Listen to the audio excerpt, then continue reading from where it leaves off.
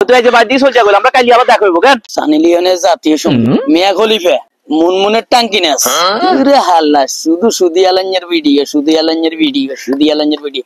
এ মোবাইলে চালাই দিন না সুদি আলাঞ্জের ভিডিও।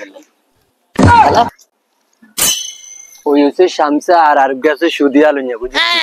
ধনুগার ভিত্তে যে বালার সম্পর্ক কিন্তু হালার তালারা ধনুগা স্কিনের ওগাকে কি গাইলেন খেয়াল করছিস? ইগিন যাই সুদি আলাঞ্জা দেখো আজ যে কইলের আর সম্পর্ক থাকতে হয় না, লাগাইতে মাটা শালা তু শালা গল।